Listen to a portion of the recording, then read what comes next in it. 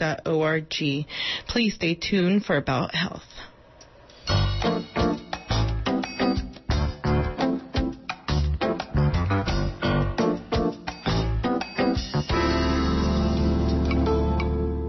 Good afternoon and welcome to About Health. First off, my prayers go to all the people and animals who have lost their homes and all of the plants that have been destroyed in the fires that continue to rage here on the West Coast. May the firefighters be safe and may the rains come soon. Now for today's topic.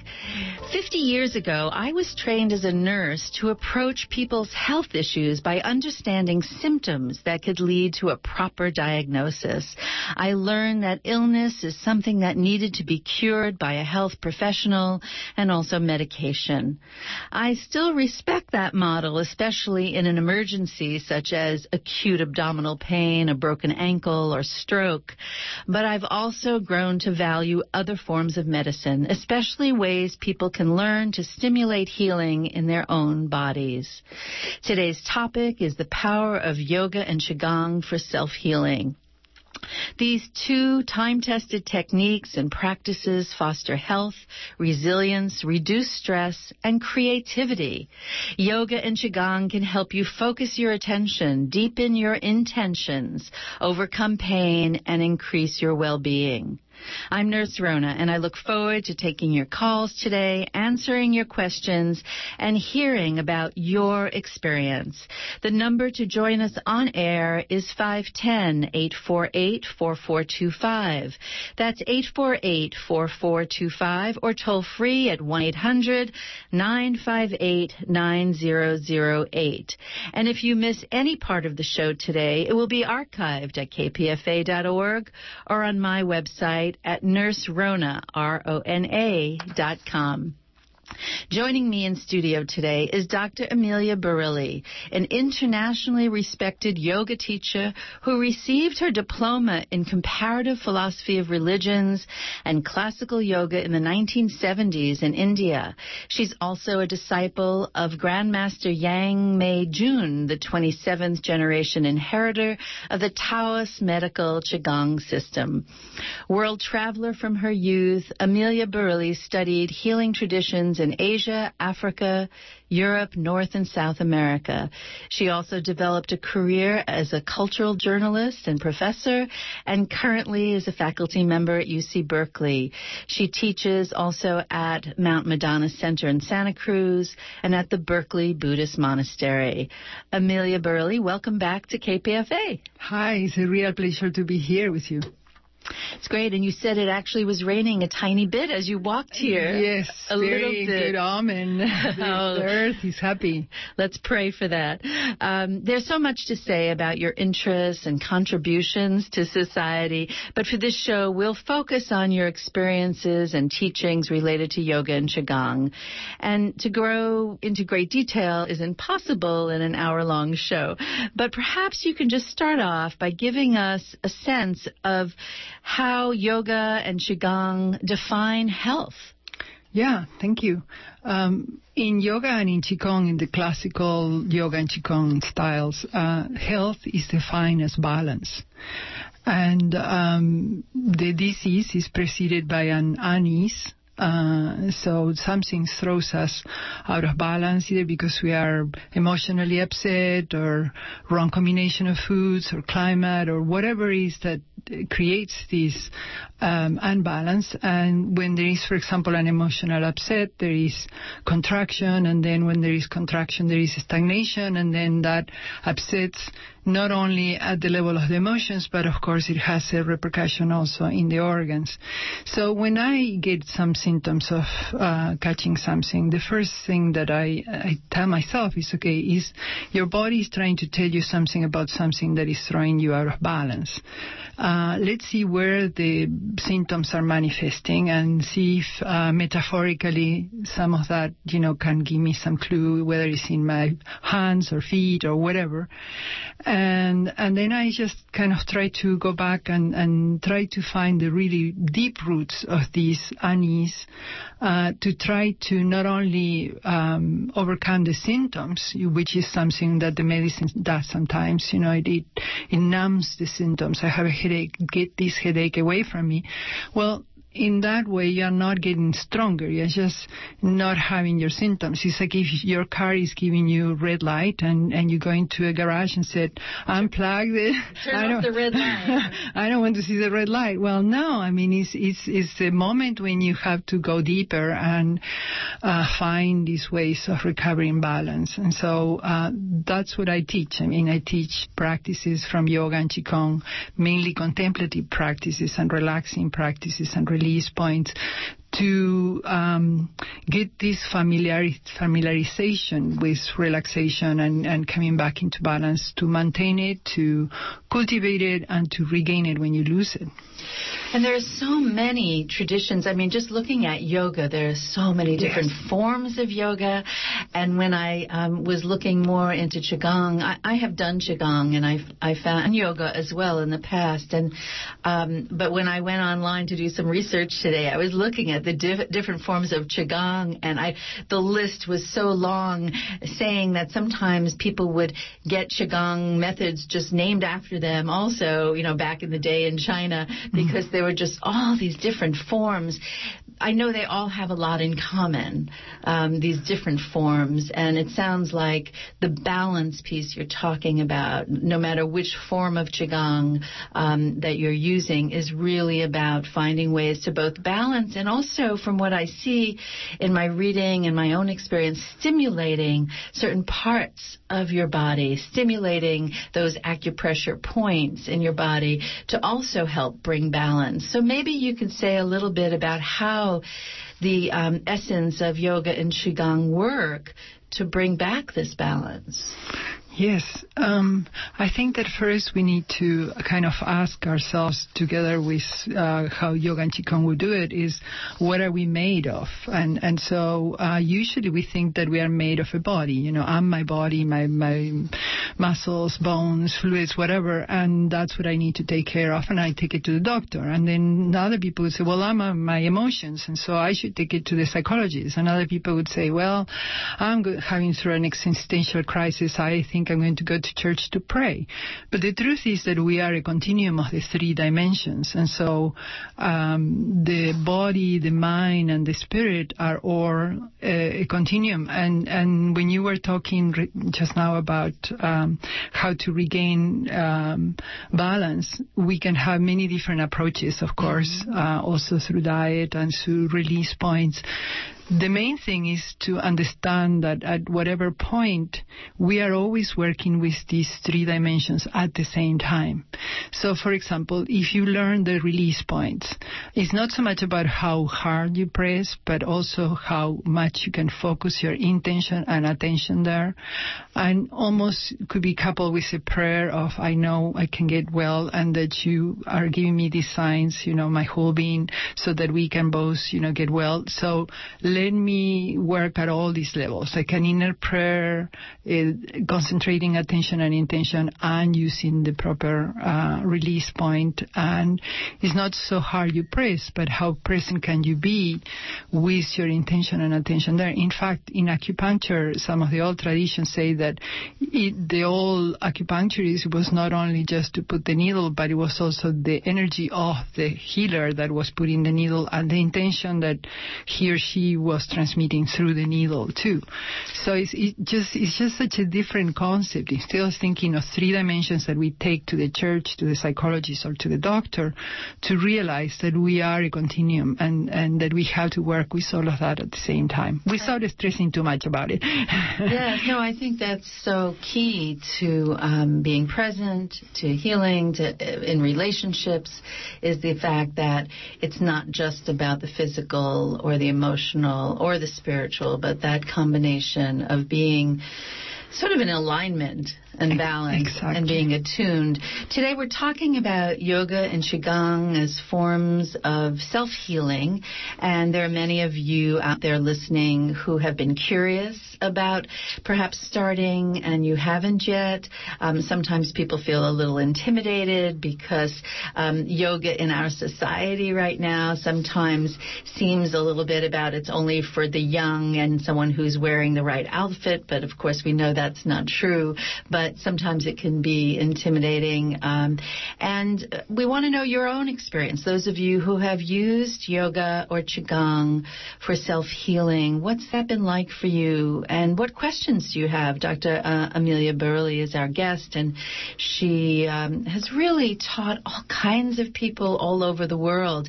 The number is 848-4425. That's 510-848-4425.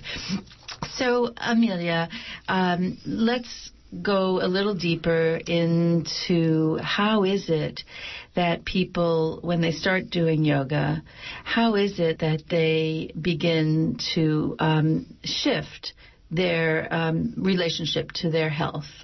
What do you see? You know, you work sometimes with students who have never done anything like this, and you also work with people who have been doing this for years and years. What starts to shift? Yeah, this is a very interesting question that has many different levels. At the Berkeley Buddhist Monastery and, for example, at Mount Madonna, etc., I have worked with people that have done lots of yoga or that are totally new to yoga. And what I see is that when they integrate the practices of relaxing the body and the breathing, which is the part that I emphasize the most. I don't teach asana so much. And maybe you could say what asana is. Asana is the posture, is the pose, and many people identify yoga mainly with the asanas. And the asanas are fabulous. I mean, they were designed in a way that if one goes into the posture in a relaxed state, that's key. You know, in the classical yoga, that would be key. You don't need to complete the asana. It's better to do 70%, but don't struggle with yourself. I mean, sometimes people push for the 100% perfect pose, and then they hurt their back or whatever. So the idea is that yoga, I mean, there is like a Bible of yoga, the Yoga Sutras of Patanjali. He wasn't the creator of yoga. He was just a compilator of teachings that have been passed mainly verbally from teacher to student for many years. And so in the Yoga Sutras of Patanjali, the definition of yoga is the cessation of the fluctuations of the mind. So yoga is the cessation of the fluctuations of the mind, so that the inner self can blend with the bigger self. And there is 196 aphorisms about yoga in that yoga Bible, and only 3 are about asanas. And then asana is defined as a seat that should be a comfortable seat where there will be no struggle, so that the inner self can blend with the infinite. So if you are thinking of that, you know, that definition of posture asana, then one realizes how far away from it we have gone in some cases, thinking that's more about the effort and getting the perfect pose, and it doesn't matter whatever cost, and because that's struggling. That's not the cessation of the fluctuations of the mind. Yes, and I think this is a good piece of conversation to have around how the Western culture has focused sometimes more on the postures than on what you're talking about. But let's take some calls and then we can come back, because the pose is great, but the pose influences the endocrine glands. And so if you take, for example, the forward bending pose, the Paschimottanasana, and you are in a relaxed state, there is a whole series of effects that are happening in your glands, in your spine, and all that. And it will be very important when you undo the pose that you rest for a moment and take inventory of what you're feeling and allow all that to multiply within yourself. So I'm not saying asanas are not good. I love asanas. Good. But I'm just saying one needs to understand the context of what yoga is as an empirical science of body, mind, and spirit to then enrich the practice of the poses. What it's for, what it's deeply for, yes. Yes. Let's take some calls now. We have a call. It looks like we have Beth here from Davis with us. Hi, Beth. Hello, how are you? I'm terrific. I am a Reiki master, and I've been doing Reiki for about 5 years, but I have done yoga 45 years or more off and on, and I am currently in massage school with a focus on acupressure. So these concepts and ideas have had a huge impact on my life. Most significantly, I had a serious accident 15 years ago and had serious brain damage. Was pretty much thinking, things were over for me. I was not going to have the life I had had as a dancer. I was not going to, I was going to just be the crazy old cat lady in the neighborhood. And by getting back to yoga, by regaining my mindfulness, I have regained a fair amount of brain function, and I have found that not only has it made my life richer, it has given me a way to share this with others that is tremendously fulfilling and really a beautiful work to do. And normally I don't turn the radio on when I'm driving, but today I was driving and for some reason turned the radio on just as this program was coming on. Oh. And this was, as you say, to have a few raindrops coming down. The timing is perfect, and I thank you for your work and your knowledge, and many blessings on all of you. Well, Beth, I just want to say, first of all, that I am so glad to hear that things were not over for you, and that your path, your journey keeps moving on as you discover ways to heal. So what you just said was so powerful, and I think one place to perhaps ask Amelia Barili to respond is this whole idea of brain functioning and how Beth has noticed that by going back to these practices, her neurobiology, her brain is doing better. I think this is a really, there's so much study that has been coming out about how yoga and Qigong does impact brain functioning. Yeah. Thank you so much for your comment. It was beautiful to hear. It gave me goosebumps, really. The thing is that we all often think of the brain like the brain just like an organ that has to do with neuroplasticity and all that. And we, of course, online with what we were saying before, the whole body carries the functions of what we usually think is the brain. So when you, the listener, were doing yoga again, I mean, you were working in some parts of your body, but it's the whole body and the whole spirit, is the whole chi and prana, the circulation that produces the healing too, is happening through your entire system. So it's very interesting. You are doing yoga and you are doing Reiki and release points, and they are all like pieces of a big puzzle of how to work in an integrative way with all dimensions of ourselves. So she was working, when you do yoga, of course,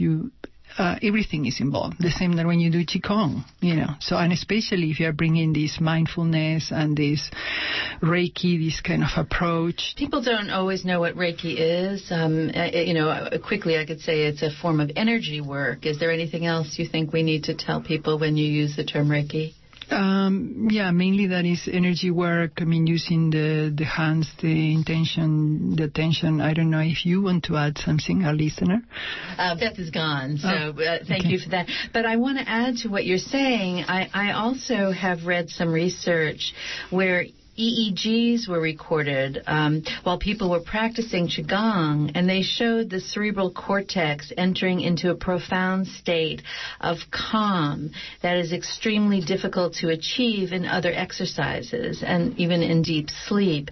And that people who practice Qigong are said to use almost 90% of their brains during the exercises. And the stimulation of brain cells is thought to result in memory improvement and and ease in learning new tasks. Qigong is touted as having beneficial effects for people with dementia, chronic depression, mood swings, insomnia. So I think there's more and more study showing that these movements and the intention, as you said, behind the movements have tremendous effect on our brain, our body. That's what I find so beautiful these days, is that neuroscience and also cognitive science are saying in scientific terms the same things that Yoga and Cigong have been saying for 3,000, 4,000 years, that we are a continuum, and that the way we perceive and that we respond, the way we react, we are in fact with such subtle things like our intention and our attention having physical effects. And the same happens with neuroplasticity. You can cultivate positive neuroplasticity or negative neuroplasticity. When we are all the time worried, we create more traits and habits and, neurons that fire together, bind together. So we are just kind of creating more grooves in our brain, to put it simple, to have more of the same kind of experiences. The good news is that once we know and realize, I'm all over the place, I'm anxious, I'm all the time, one can start cultivating the opposite, the antidote. And then you can get positive neuroplasticity when you, for example, do something so simple like we usually are like, we tend to get stuck on the negative things. Why did the person say this? Why did this? What? If instead of that, when there is something beautiful, which we usually overlook, we experience it for a moment and we are on to the next thing, we just kind of hold to those experiences. That's when we are cultivating positive neuroplasticity. There is a beautiful TED Talk by Rick Hanson called Hardwiring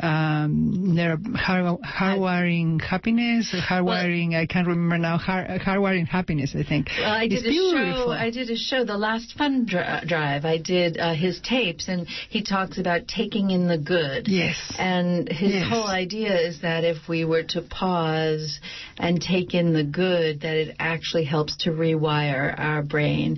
And I think part of what yoga and Qigong do is they teach us how to slow down and use our attention to also be able to take in the good in our daily life when we're not doing yoga or Qigong. Exactly. It provides this inner framework of calmness that if you keep coming back to it and, experiencing it every day through the daily practices, then it just kind of all those other aspects that you were talking about, like with the studies. There is a direct correlation between inflammation and stress. And so, sometimes people say, I have pain in my neck and I have, all this tension and I don't know, maybe my discs are going bad. Well, yes, probably there is some dryness or shrinking of the disc or whatever, but can we go further back? And is there any way that you can have some more deep breaths? Is there any way that you can have some less stress in your life? Is there any way that you can go swimming? Is there any way, so I think it's just so crucial to be able to cultivate some kind of inner peace. And then it affects everything, relationships, creativity, anything. And it becomes a whole cycle. And I know that I have challenges with my arthritis. And I'm starting a one-on-one yoga tomorrow with someone to help me sort of get past some of my fear and pain. And once I can do that, then I know I can start going to the classes again.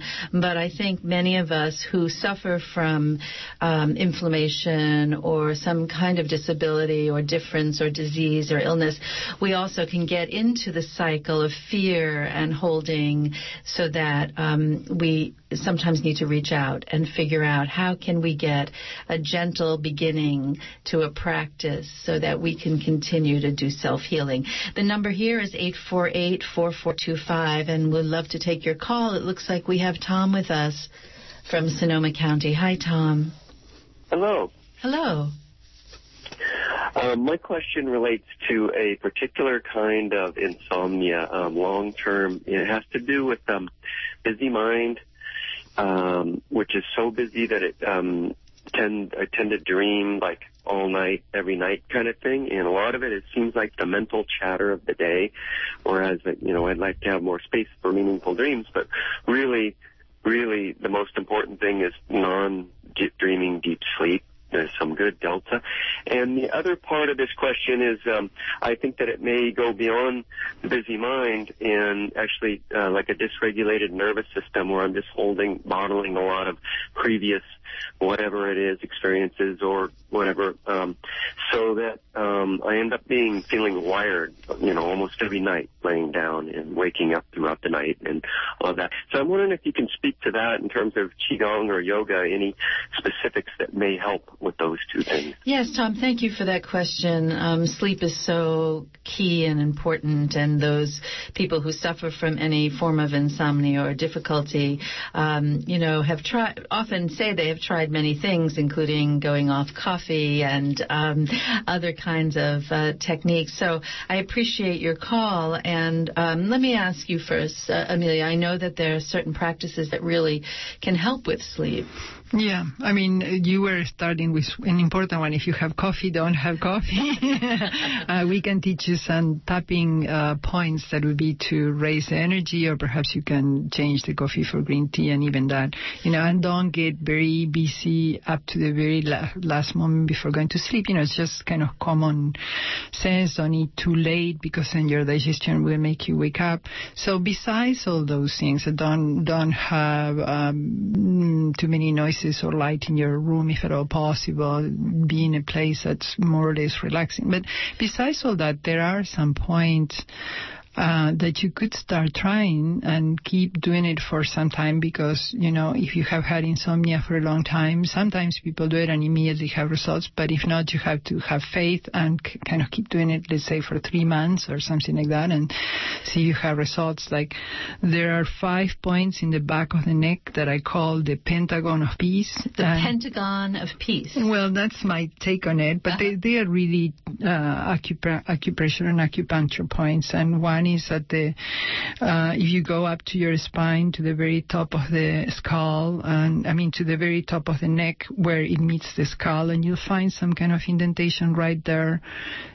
So that's one, and you will be just kind of having your thumbs, your fingers interlaced and your thumbs resting there, and kind of breathing, inhaling, exhaling, letting go of whatever is troubling you, accepting the support of the bed, and just allowing your body to relax a little bit, and then bringing gently your mind to your next breath and inhaling deeply, and again having your attention there. And so that's one of the points, and that would be like the top of the roof, and then there is the two little sides and the walls, so like a little drawing of a house by a child. So then you have the other 2 points that are along the ridge of the skull, and you probably find these 2 other indentation points if you are right now trying with your own thumbs, and that's like a thumb and a half away from the very center of your spine, right at the skull. And again, those 2 points some people naturally use for headaches or whatever. So again, you have your thumbs there, and inhaling, exhaling, letting go, accepting the support of the bed. I'm imagining that you are laying down, just before you go to sleep, and like 2-3 minutes of that, and then you go along the ropey muscles of the neck, and along the what? The ropey muscles of the neck. The ropey muscles. Yeah, the ropey muscles of the neck, and then there are 2 other points, like half of the way between the edge of the skull and the actual shoulder. And again, you press there, or you grab that area, like if you are grabbing a kitten from the neck, you're pressing there, and that is a nice practice to do before you go to sleep, like 2-3 minutes in every one of these points, and also when you wake up. And there are other practices, that are mainly based on release points. But another thing that I usually tell people who have insomnia is when you wake up, try not to fight it. Usually people feel, I need to work tomorrow and I need to sleep, and so that's like putting more fire to the whole thing. First of all, don't count sheep, but count blessings. Say, okay, I'm awake, I'm alive. So I guess that's the first good news. And then just try to remember anything positive for you in your life or in that day or whatever, so that when you start counting blessings, there is this movement of energy that happens within you, that you feel protected, you feel blessed. Even with the little things, you start realizing, I didn't even pay attention to that. And so it's a question of attitude, deep breath, allowing the body to relax, and also during the day doing all these other common sense things of moving away from coffee and not working until the last minute before you go to sleep. Thank you for all of that. I did do a show, I think it was the second show I did here on sleep, so you can go to nurserona.com and go into my archives from January. I think we have a show on sleep, but I want to say those points are really powerful. I have these little balls that I sometimes sleep on it's a cranial sacral practitioner who gave them to me right on my neck and back of my head that I noticed press on some of those points you're talking about. And I think, Tom, you can Google acupressure points for sleep in case you didn't follow all of that. Often if you do that, you can find certain points that will help with sleep. I hope that's of use to people who are listening. Insomnia is such a big subject. Yeah, I would like to add just one more point, and it's in your feet. If you divide your feet in 3/3, and then you have the mound of the heel, and then before the ballet comes, which would be the second third of your foot, in the center, like in line with your middle toe, there is a point that doesn't hurt. It's called Xie Mian, and you just kind of rub that point for 10-15 minutes before you go to sleep, and then at night, if you wake up, you sit or flex your legs and again massage those points. You can find them in the internet, like our host is telling us, and you see it's just very amazing. That's specifically for insomnia. The other ones were also for frustration, nervousness, and insomnia. Great. Thank you so much. Let's take another call. We have Marcia in Berkeley with us. You're on with us. Hello. We're on About Health. Hi, Marcia. Hi. Hey, a familiar voice. Hello there. Thanks for taking my call, and thank you for the show today. It's a great show. Thank you. And thank you for the tips on the sleeping. I do often wake up in the middle of the night. I'm going to try the foot pressure points. Good. And, I think knowing that you have something to try sometimes often just also helps to relieve sort of that sense, I'll never get back to sleep, right? Yes. I was calling today because I'm a yoga teacher and a nutrition counselor, and I just wanted to add that to me, very basically, what I've seen is, most of the people that I work with are just busy and going so fast and have completely sort of disconnected from their bodies. We spend so much time in our heads thinking about everything but ourselves. And so anything that helps you to slow down, yoga, Qigong, meditation, and just connect and feel your body is really helpful. And it's helpful for me in nutrition counseling because I think the more time you spend in your body, the more likely you are to care about what you're putting into your body and how you're caring for yourself. When you're disconnected, it's like you don't even really care. You almost don't even know that you're not feeling good until you actually experience feeling good. That's a really interesting point, because I know for me, when I feel disconnected to my body, whether because I'm feeling pain or I'm just not tuning in, I could go pick up something to eat and just not even realize I did it.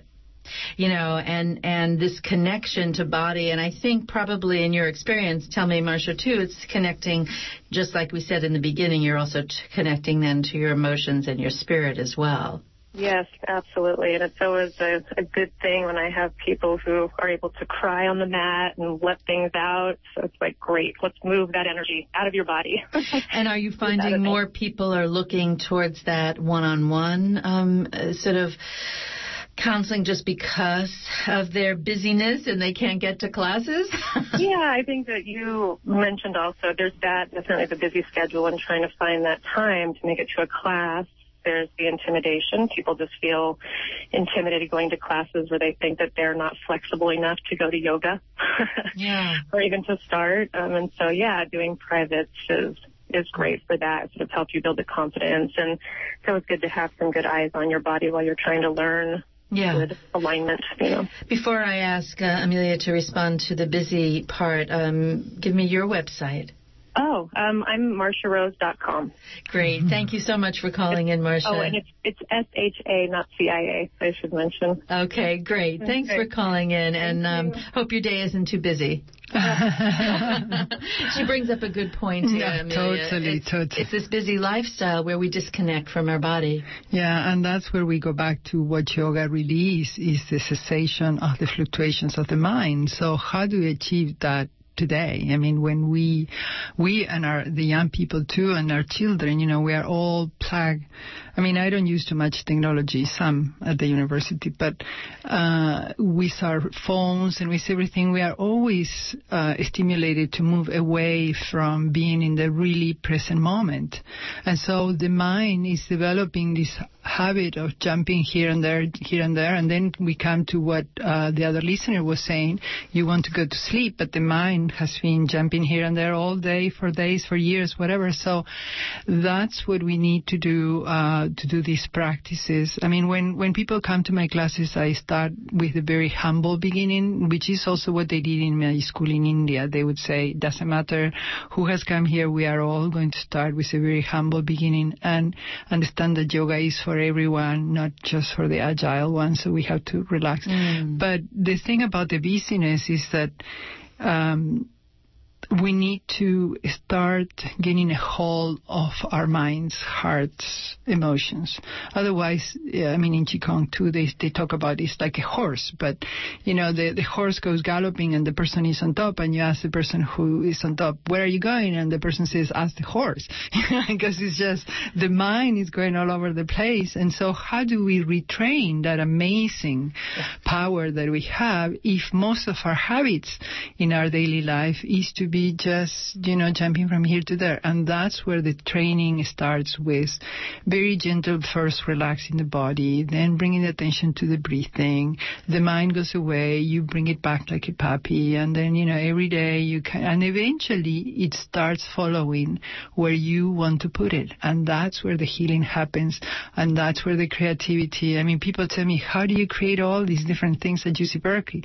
They all come through during my meditation. I mean, I'm not trying to find the answers. I'm just, my body is very relaxed, and then things from the day kind of arise, and they themselves resolves and create other possibilities. So we have it. I mean, we have that inner listener that your last... it's accessing it. Yeah, it's accessing it. And so how to access the mind through the body, and the body through the mind. That's a beautiful way to put it. Let's take another call. We have Leaf waiting from Berkeley. Hi, you're on About Health.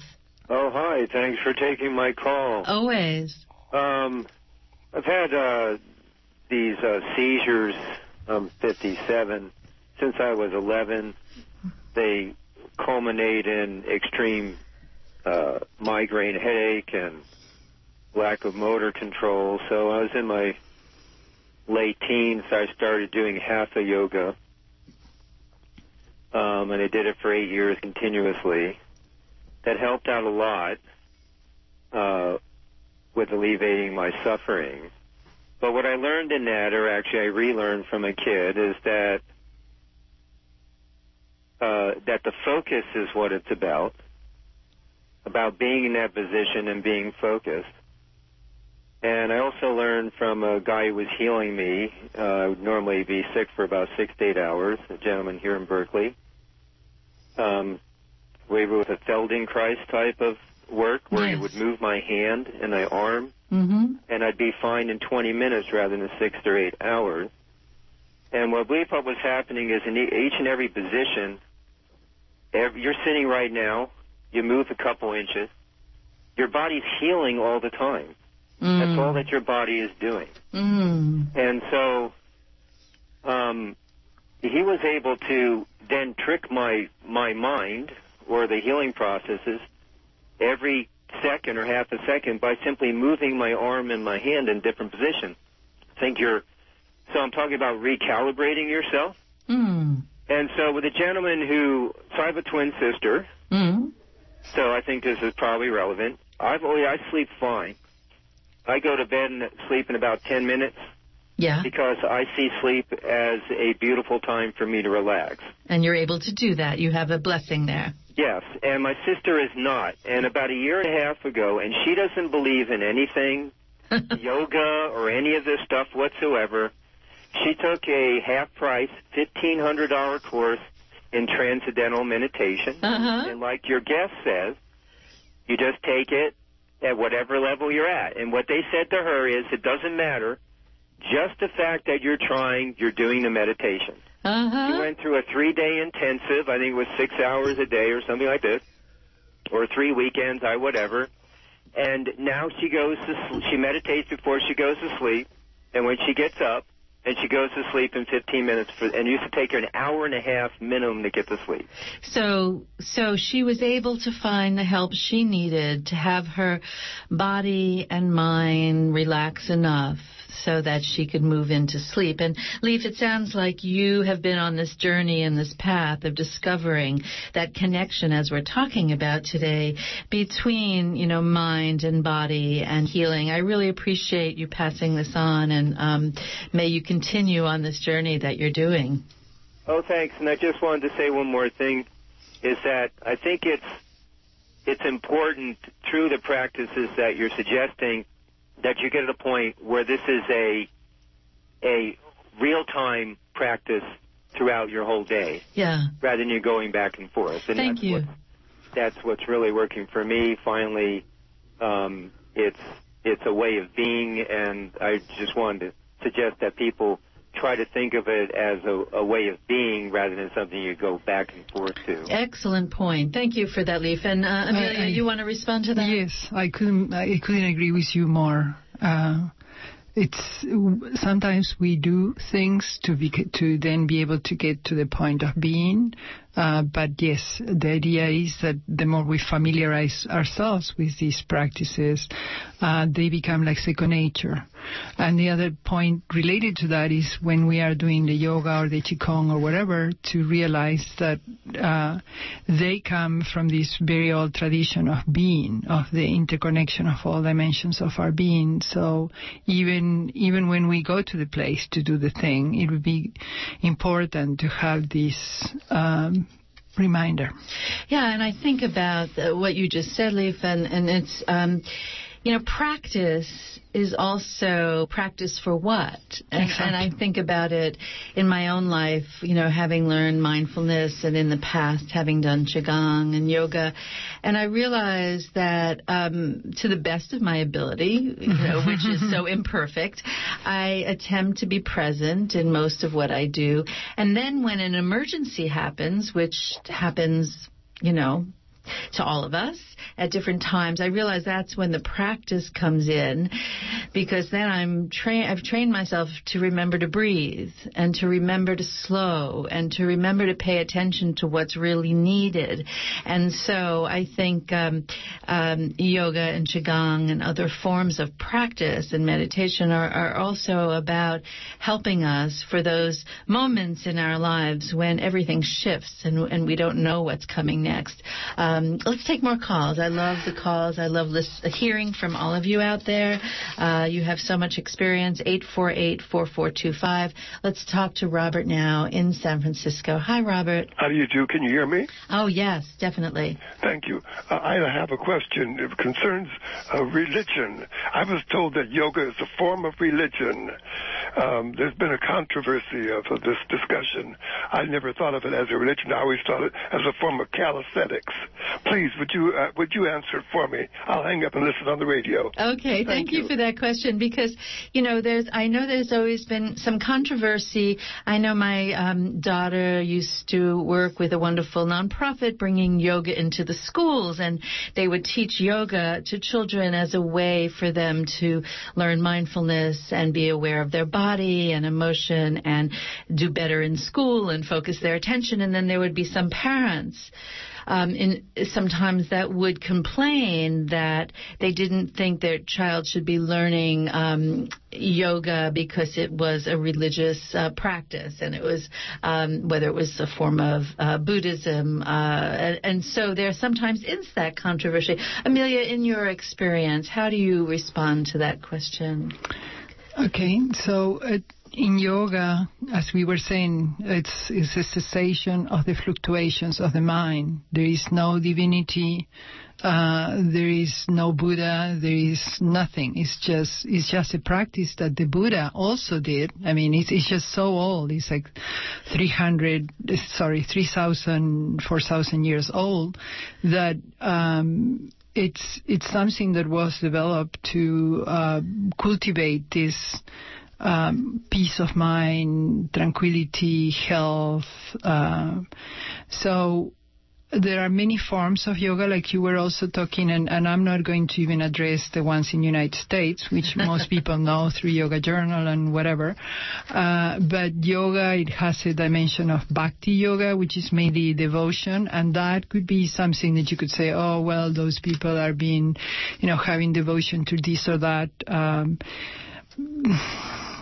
Symbols of a spirit that then are given a name of a divinity, like Hanuman, removal of obstacles, or Ram, or whoever. But that's just, you have to understand that those are just symbolic things, and they don't have anything to do with the practice of meditation. It is part of the culture, and those are other forms of yoga, but the yoga we are talking about here, and in a way they are all connected, but you can do yoga, learn to work with your mind, with your breathing, with your meditation, without having any particular deity or saint or anyone that you are referring to. So it's strictly about the different dimensions of the body. Now, you talked about calisthenics and religion, which to me seems the two extremes of the spectrum. And we are talking here in the middle, a practice that will help by relaxing your body, and then when your body relaxes, your mind relaxes, and then when your mind is relaxed, you can be more focused and then be more mindful of how are you being to yourself and to others. And so it's just there are many, every person has their own perspectives, and that's okay, but if you're asking me, this is what I would say. Yes, thank you for that. And the same thing with Qigong. People who do Qigong don't necessarily have any religious connection, and there may be some religions that suggest Qigong, so that's how I see it as well. Good question. Ken from Hayward, you're on About Health. Let's talk with you. I'm fascinated by the conversation. Thank you very, very much. And I'm sure you're going to let us know how to get into one of Amelia's classes. Well, let me tell you right now, so I don't forget, she's starting a class actually tonight, but people can also start next Monday as well. And she's at the Berkeley Buddhist Monastery, and that's right here on McKinley Avenue in Berkeley, 2304 McKinley Avenue, Berkeley. Now, I know people are listening from all over, but her class, which sounds really wonderful, Awaken Your Inner Wisdom, starts tonight at 7:30 at the Berkeley Buddhist Monastery. She also is teaching at Mount Madonna, and you can go on her website, AmeliaBarili.com. So Amelia is Amelia. Barili is B as for boy, ARILI.com. And you'll see the information about the classes that are starting tonight. Although it's in the Berkeley Buddhist Monastery, we don't speak about Buddhism. Yes. And for people that are registered already, we are starting tonight. Often many people from KPFA also come, so we'll start this session of 12 classes, counting from the 21st onwards. So the ones that come tonight will get 13 classes, one more for free. And there is a pre-registration sliding scale that people can also see in AmeliaBarili.com. Right, and I've posted everything on NurseRona.com. But Ken, back to you. Did you have a question? I think I think that might have been his question. That's really great. Thank you, Ken. And I do want to say that, there are wonderful classes no matter where you are. I know that the Berkeley Y has classes, the Albany Parks and Rec. I know Charlene Leung does a Qigong class there. I think that also starts tonight. I know someone named Gabe Crane who is doing a Qigong class. But wherever you are, you just can look and find. And I think you have to try out different teachers to know who's the right fit for you as well. Amelia's class sounds very open to people on any level to come. And so there's a lot of exploration that needs to happen for people in other areas to find a teacher that's a good fit. Let's take more calls now. We have Stan from Oakland. Hi, Stan. Hi. What a nice topic. I find a fascinating presentation on both yoga and Qigong. I've been doing yoga for maybe 4 years now, and I want to go back to what a call before last said, which is the idea of making it constant practice throughout the day. And I've had some pretty good success paying attention to my feet as I walk. I actually wear those kind of shoes with separated toes. I think they call them 5-finger shoes. So it's like I'm walking barefoot, and I'm trying to stay aware of how my feet work while I walk. And it's really interesting. It's also similar with the breath. I'm not paying attention to my breath all the time. Then I'm much more present and able to react to things appropriately. But the problem of staying awake or alert or present during the 24 hours, besides the time I spend in the yoga studio, is a profound question. And I'd like to hear a comment on that. Okay. Thank you, Stan. And we're going to go back to Ken in a minute after Amelia responds to Stan about paying attention. He finds paying attention to his feet helps him stay awake and aware, paying attention to his breath. But it sounds like carrying forth that to bring your attention all day, being present. Any other suggestions? There is something that I suggest to the people that come to Mama Donna. The place is in between, surrounded by redwood forest and all that. And I said, go and walk in the forest and touch the floor like if you are kissing the floor and the floor is kissing you back in the forest. And when you are, and you can do it in the Berkeley Hills or wherever it is that you walk, and when you walk and are near a tree, instead of being, worried about the daily things, whatever, just remember that you are space at the level of your atoms. You are 99% space, and so that although we have this the skin that covers our body, really even the atoms of the skin are 99% space, and so that there is the space that you are inside, and then there's space in between you and the tree, and then the tree also is 99% space. So just kind of open yourself to be present with the tree like if there was no separation. Another practice that's also very nice is looking in between the spaces of the branches. We tend to look at the concrete things, but if we look at the spaces in the branches, the whole background, the unmanifested, comes forth. And it's a very much of a spiritual practice too. So there are lots of different little practices that you can include with your daily day. And the main thing that you were saying is remembering and inviting. And sometimes one day or two, maybe we are just so frazzled finishing things. Okay, don't flagellate yourself. Start again. It's a never-ending journey until the moment you actually pass away. Thank you for that. And I think, for people who say, yeah, but I can't get out into nature, we all need to do that more. But I noticed that the tree in front of my house offers me that as well, that I may not be able to go up to Tilden Park, but I can stop and look at the leaves and touch the tree right there in front of my house. That helps me come back to myself. So we build in things that help us to remember to come back. We're going to go back, speaking of going back, to Ken because we disconnected too quickly. Hi, Ken.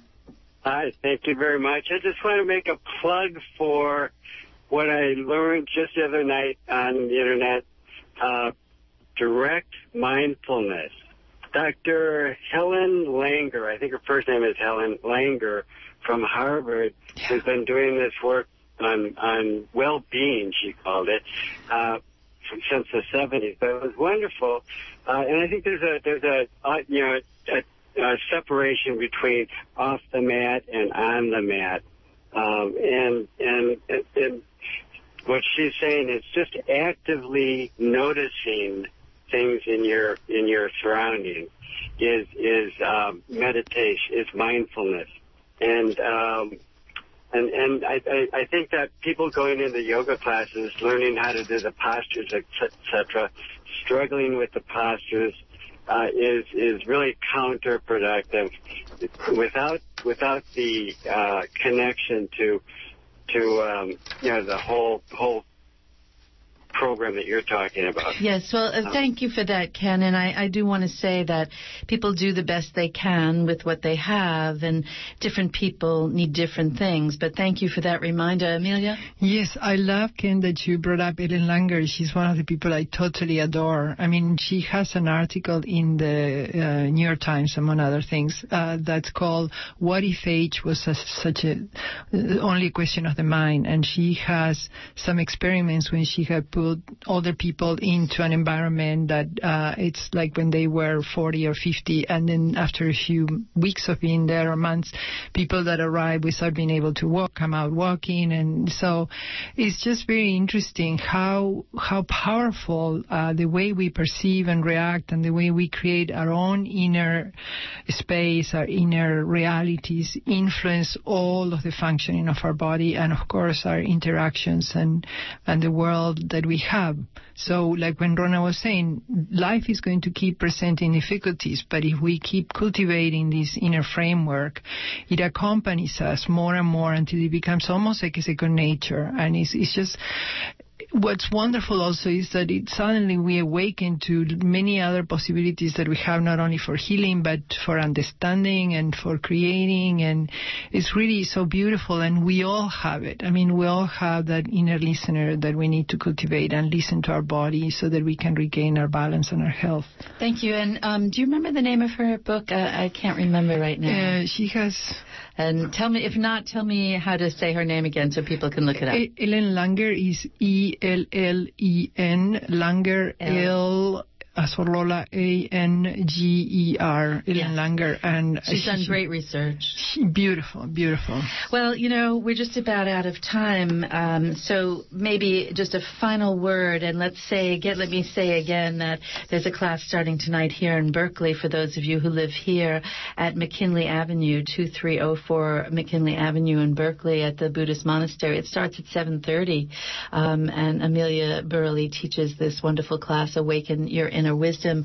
In 1 minute, a final word about health and yoga and Qigong. Come to my workshop, the retreat that we're having on October 16th to the 18th. I mean, the nice thing about that weekend is that you, in a weekend retreat, can learn all these practices and then take them back home. Or if you can do it, in a more slow way, then come to the Berkeley Buddhist Monastery. Both have their own advantages. Well, bless you for the work you do and all the work you do in the community that we didn't speak about. You're just a real jewel to have here. And I also want to thank all of our listeners. You all add to the benefit of our well-being. I'll be back next Monday for the fund drive. I hope you'll gather your dollars so we continue to talk about health.